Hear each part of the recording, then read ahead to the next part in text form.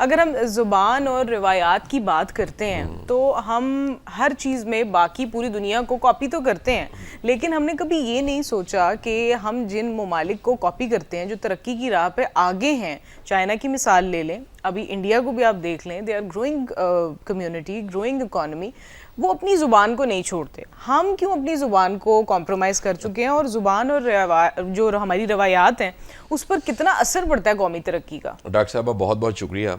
मैं ज़ुबान के मौजू पे तो बाद में आता हूँ, मुझे एक कह लीजिए वाक़या सुनाने दीजिए। ज़रूर। आज से 20-25 साल पहले जब हम ज़माना तालिब इल्मी में थे तो एक रवाज यहाँ पर बड़ा कॉमन हुआ, वो उल्टी टोपी पहनना था। ये जो पी कैप होती है, बॉयज़ जो थे और गर्ल्स और मुख्तलिफ लोग वो टोपी को उल्टा करके ऐसे पहन लेते थे, और गाने भी आ गए तिरछी टोपी वाले, ठीक है जी। तो वो कह लीजिए कि जो टोपी थी ना ऐसे करके पीछे करना, वो किसी ने गौर ही नहीं किया ये कहाँ से आया। अच्छा, फिर आइंदा दिनों में ना पता लगा ये जो हमारे सारे इंटरनेशनल चेन्स हैं फूड की, फास्ट फूड की, इनके जो सारे कह लीजिए आउटलेट्स हैं और इनकी ब्रांचेस हैं, वहाँ जाएं तो बच्चों ने कैप पहनी होती है ऐसे। हाँ, बिल्कुल। जो सर्व कर रहे होते हैं, मैं ब्रांड्स के नाम तो नहीं लूँगा, लेकिन आप जाएं वो आपको ट्रे देते हैं, सर कहते हैं, कैप पहनी होती है, ऐसे सर्व करते हैं। तो इसके साथ फिर दुनिया में बाहर जाने का जब मौका मिला और तरक्की याफ्ता ममालिक देखने का मौका मिला, तो वहाँ भी पता लगा कि एक वर्किंग क्लास है, एक एफर्ट करने वाली, मेहनत करने वाली क्लास है, और वो भी कैप पहन के मूव कर रही होती है। आज भी जाइए किसी आप हमारे शॉपिंग मॉल में और किसी कह लीजिए स्टोर पे जाइए, किसी आउटलेट पे जाइए, तो आपको नज़र आएगा कि हमारे जो बच्चे वहाँ सर्व करने वाले हैं, जो सेल्स को देख रहे हैं, उन्होंने कैप पहनी होती है। किसी फैक्ट्री में जाइए, वहाँ पर भी आपको कैप नज़र आएगी। अच्छा। तो मैं उस ज़माने से सोचता था उल्टी टोपी का क्या मतलब है, यानी कैप तो ऐसे पहनी होती है और फिर इसको उल्टी कर देते हैं, इसका क्या मतलब है। तो मुझे पता लगा कि बाहर में काम जो कर रहा है, वर्क फोर्स जो मेहनत कर रहा है और काम के 9 to 5 अपने वर्क की जगह पे, वर्क प्लेस पे मौजूद है, उसका जो साइन है वो टोपी को ऐसे रखना है। अच्छा। जब वो काम मुकम्मल करता है, शाम होती है, तो वो उल्टी टोपी करता है। अच्छा, वो उल्टी टोपी कि नाउ वर्क इज डन। मैंने सोचा कि ये पूरी कौम उल्टी टोपी करके फिर ये काम किया ही कोई नहीं। हम सिर्फ एक ऑपोजिट डायरेक्शन में चल रहे हैं। टास्क कंप्लीट किए बगैर, अपने केपीआई को पूरा किए, की परफॉर्मेंस इंडिकेटर को पूरा किए बगैर, किसी चीज को अचीव किए बगैर हम अपनी टोपी उल्टा किए फिर रहे हैं। देखा ही नहीं हम किस फैशन को फॉलो कर रहे हैं। ऐसे बेशुमार फैशंस हैं, ऐसे बेशुमार चीजें जो हमने खुद ही ट्रेंड जो यहाँ पर आ गई हैं। मैं अब आपको एक बड़े आज के प्रोग्राम में ना बड़ी सीधी सीधी बातें मैंने कहनी, वैसे उल्टी तो नहीं मैं कहता, सीधी कहता हूँ, लेकिन सुनने वालों को बताते चलूं कि आपने कुछ बातों को जरा सुनना है, उसे समझना है और फिर सोचना है। जब आप सोचेंगे ना तो आपको सोचने का बहुत सा आज मटेरियल मिलने वाला है। हुआ क्या कि क्योंकि हम एक कॉलोनियल टाइम से हम पे हाकिम रहे, और ये जो हाकिम थे एक हमारी महकूम होने की बड़ी तारीख है। हम महकूम थे हजारों सालों से, मुगल हम पे हाकिम रहे, उससे पहले भी हम पे हमले होते रहे। जो लास्ट हमारा कॉलोनियल पीरियड है ना, जो एक्चुअल कॉलोनियल पीरियड है, वो है हुकूमत बरतानिया वाला, ब्रिटेन टाइम है, जिसमें कोई 150-200 साल तकरीबन यहाँ पे राज किया है हुकूमत बरतानिया ने, और बड़ा यहाँ कोशिश की गई, कभी 1857 की जंग आज़ादी और कभी कुछ, और करते करते आखिरकार एक मुल्क हमें मिल गया, आज़ादी हमें मिल गई, और उन्होंने भी डिवाइड एंड रूल का रूल बनाया और दो स्टेट्स बना के बड़ी स्टेट्स को चलाने का तरीका उन्होंने वाजे कर दिया। इंडिया हमसे आगे निकल गया, हम बड़ी चीज़ों में पीछे रह गए। अब ये जो कॉलोनियल स्टेट्स होती हैं, जो यहाँ महकूम कौमें होती हैं, महकूम रही और फिर बाद में उन्हें आज़ादी मिले, इंडिपेंडेंस मिल उनके कुछ ना अपने मसाइल हैं। उनके मसाइल ही होते हैं, कौवा चला हंस की चाल, अपनी चाल भी भूल गया।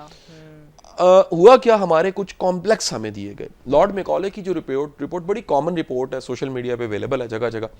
वो रिपोर्ट ये थी, जब लॉर्ड मैकॉले यहाँ पर आया, मैं आपको बता दूं कि असल में किसी कौम को फतह करने के लिए कॉन्सेप्चुअली फतह करना पड़ता है। सिर्फ तलवारें सोटे डंडों से काम नहीं होता।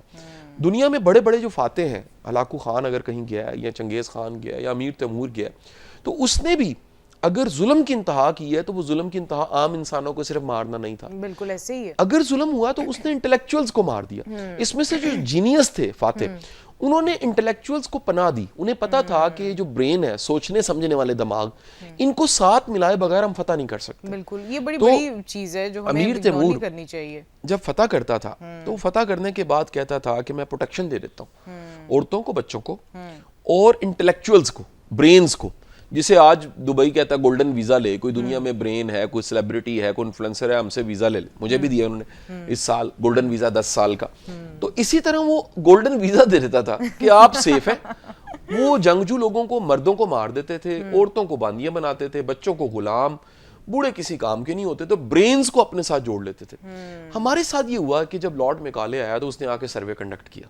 उसने कहा जब हम हाकिम होने लगे, क्योंकि यहाँ पर इससे पहले जो थे पुर्तगेजी ट्राई कर चुके थे, फ्रेंच ट्राई कर चुके थे, तो हुकूमत बरतानिया विक्टोरियन जब आए उन्होंने कहा कि अगर हमने राज करना है तो सबसे पहले सर्वे कंडक्ट करें। ये एक अलग मौजू है जिस पे हम किसी दिन अगर बात करें, मैं दो सिर्फ उसमें से नुक्ते बता देता हूँ, लेकिन अगर आप वो सर्वे के किस किस एंगल से सर्वे किया गया मैं आपको बताने बैठूं तो 2 प्रोग्राम उसके लिए नाकाफी हैं। अच्छा, मैं 2 बातें सिर्फ एक्सटेंसिव सर्वे इस कदर इंटेंसिव, मैं 2 बातें आपको बता रहा हूँ, 2 बताऊंगा तो आपको पता लग जाएगा कि आज के सर्वे जो हम यूनिवर्सिटियों में कर रहे हैं और उस टाइम के सर्वे किस कदर क्रिटिकल थे, कितना फर्क था। इन्होंने आज से 150 साल पहले इंडो पाक के पूरे गिरदोनवा, तिब्बत से साहिली पट्टी और वो अफगानिस्तान के बॉर्डर से नीचे एंड उधर दूसरी तरफ चले जाए बांग्लादेश, बंगाल, इस सारी टेरिटरी जो कि बहुत बड़ी ग्रेटर इंडिया था ना, इसको सारी टेरिटरी को एक असाइनमेंट सोची। ये एक असाइनमेंट बता रहा हूं, पता नहीं कितने सर्वे हुए। अच्छा, जात बरादरियों पे मैक्लेगन के आपको आज भी इंसाइक्लोपीडिया अथेंटिक मिलेंगे। एक सर्वे किया गया कि यहाँ के लोगों के चेहरे मोरे कैसे हैं। अच्छा, सिर्फ चेहरों पर मैं एक सर्वे बता रहा हूं, आप जरा सोचें क्या क्या काम हुए। फेस के जो इनके हैं फेशियल फीचर्स कैसे हैं, और सबसे बढ़ के ये जो एक्सप्रेशंस हैं, मसलन फीनी नाक है वो इधर कितनी है, जबड़े कैसे हैं, आंखें कैसी हैं, तो ये तकरीबन को 150 के करीब इनको फीचर्स मिले। अब इन्होंने क्या कहा कि इन्होंने इस पे 2 भाई बुलाए जो गालिबन मुझे जहां तक याद पड़ता है या फ्रेंच थे या जर्मन थे। अच्छा, उनकी एक्सपर्टीज ली, वो ये चेहरों को बनाने के एक्सपर्ट थे। अच्छा, लोकल जुबान में इसको मुखटा कहते थे। अच्छा, चौखटा होता है ना, ये मुखटा था। मुखटा नहीं है, मुखटा। ओके, मुखटा, चौखटा, मुखटा।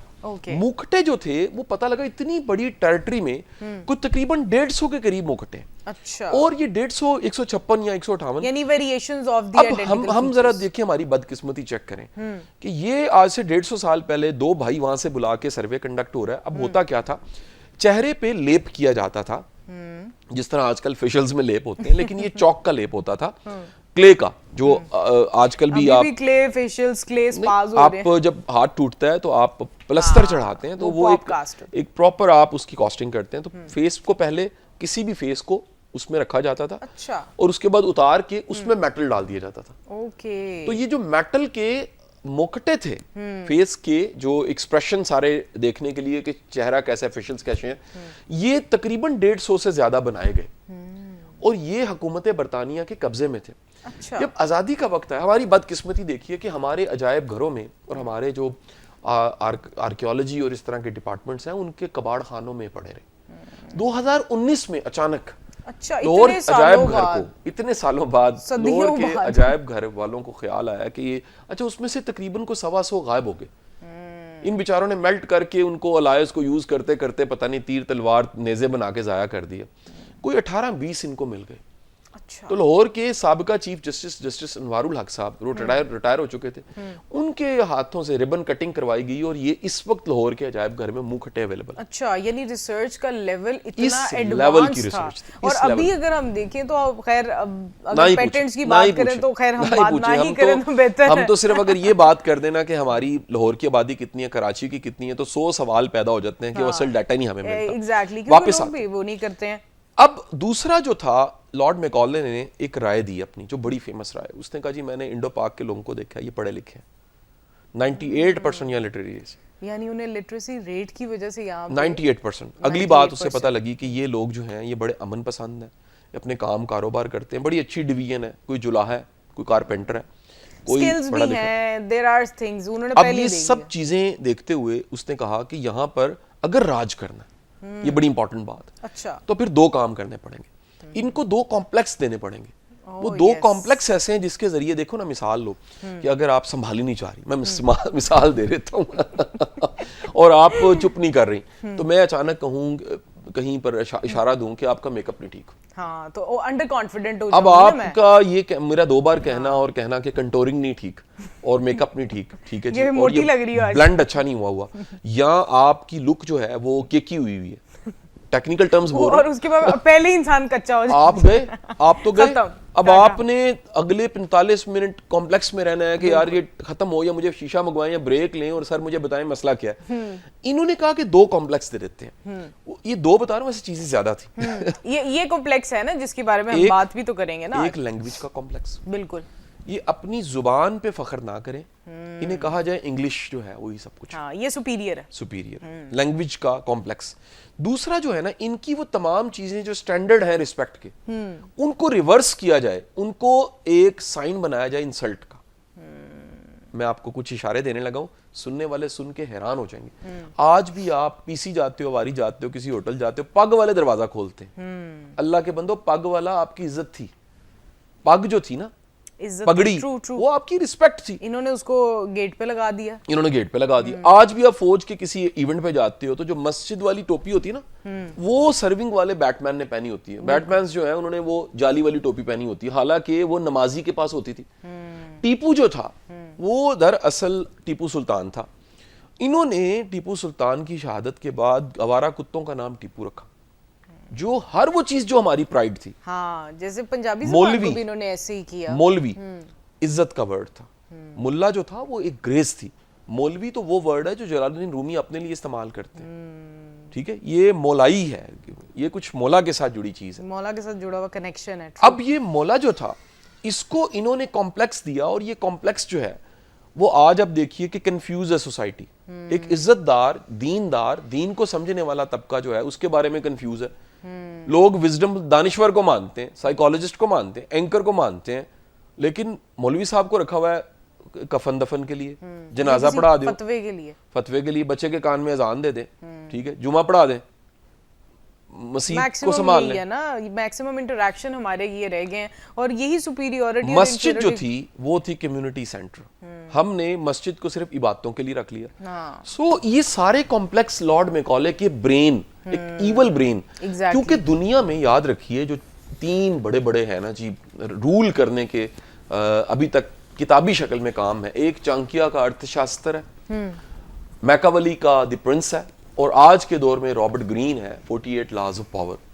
पावर गेन करने के कोई एथिक्स नहीं होते, भाई मरवाने पड़ते हैं, गले काटने पड़ते हैं, कोई बाप बेटा नहीं होता, बाप को जेल करनी पड़ती है, और सारे भाइयों को मरा के आपको शहजादा बनना पड़ता है। Everything is fair in love and war, तो वो यहाँ पर भी लागू है।